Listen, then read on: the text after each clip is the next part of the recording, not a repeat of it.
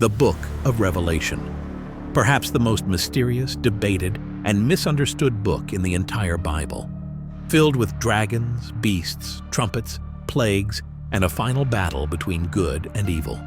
Some call it prophecy, others poetry. But one thing is certain: Revelation is not meant to be ignored. So why was it written? What do its strange symbols mean? And what does it say about our future and our present? Let's dive into the mystery and find the message. For centuries, the Book of Revelation has confused both believers and skeptics. The wild imagery, the apocalyptic language, and the coded messages have led to hundreds of interpretations. Why does John talk about dragons and beasts? Why are there seals, trumpets, and bowls of judgment? Why is the number 6666 so terrifying? The confusion begins with the genre. Revelation is not like the Gospels or the Epistles. It's apocalyptic literature, a type of writing that uses symbols, visions, and heavenly imagery to communicate divine truth. It's full of metaphor. The dragon isn't just a dragon. The beast isn't just a monster. These represent empires, systems of oppression, spiritual realities. The number 7, for example, represents completeness. The Lamb represents Jesus. The prostitute, Babylon, is a symbol of worldly corruption. So when we read Revelation literally, like a newspaper or a prophecy calendar, we miss the point. John, the author, isn't just predicting the future. He's revealing how heaven sees the present.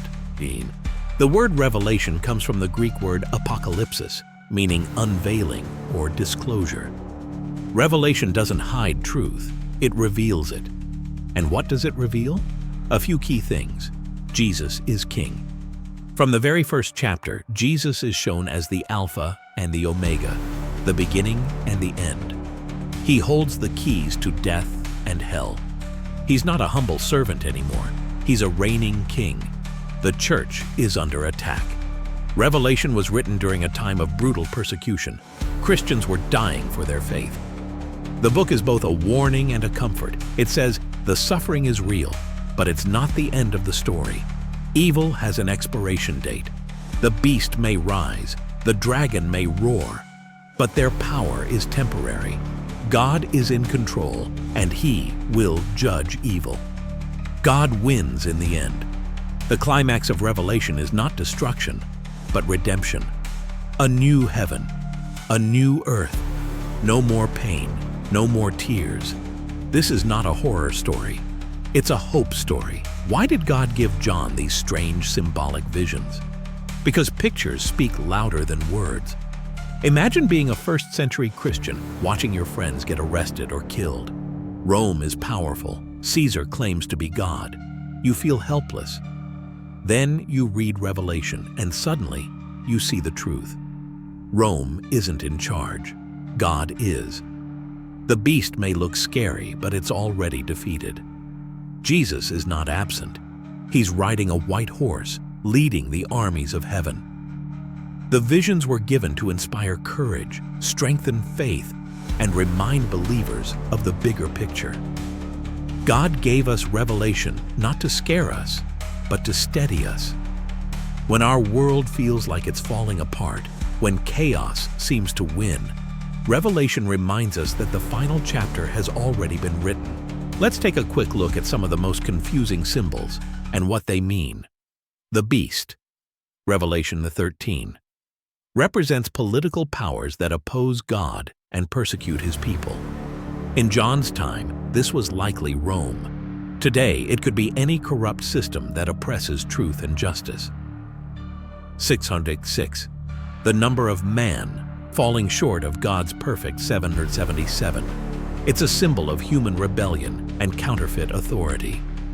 The dragon, Satan himself, the deceiver and enemy of God's people. The two witnesses, possibly the Old and New Testament, or two prophetic voices in the end times. They represent God's truth standing in a hostile world. Babylon, not just a city, but a symbol of immorality, greed, and worldly power. The New Jerusalem, the ultimate future of God's people. A restored paradise where heaven and earth are united. Revelation is like a dream, a divine vision packed with meaning. meant to stir both the heart and mind. Revelation ends not with doom, but with a wedding. The bride, God's people, prepared for her groom, Jesus. No more sin, no more death, no more separation from God. Behold, I make all things new. That's the promise. The final vision is of a restored world, a city where the gates never close, where healing flows like a river, where the presence of God is with us forever. This is our hope. This is our future. Why should we care about a book written 2,000 years ago? Because Revelation speaks directly to our moment in history. It gives us perspective. The news may show us war, corruption, division, but Revelation shows us the throne. It shows us that God is still in control. It strengthens our endurance. When we face trials, we're reminded that suffering has a purpose. God sees, God knows, and He will set things right. It clarifies our mission. We're not just waiting for Jesus to return. We're called to live as overcomers, to shine light in the darkness, to live as citizens of the kingdom now. It warns us to be ready. Jesus is coming, not as a lamb, but as a lion, not as a servant, but as a judge. Are we ready? Revelation doesn't just describe the end. It calls us to live differently in the present. The book of Revelation is not a puzzle to be solved. It's a promise to be believed. It may be confusing, but its message is clear. Jesus wins, evil loses, and those who remain faithful will reign with Him forever. So read it, wrestle with it. Let it stretch your imagination and your faith. Because this revelation, it was written for you.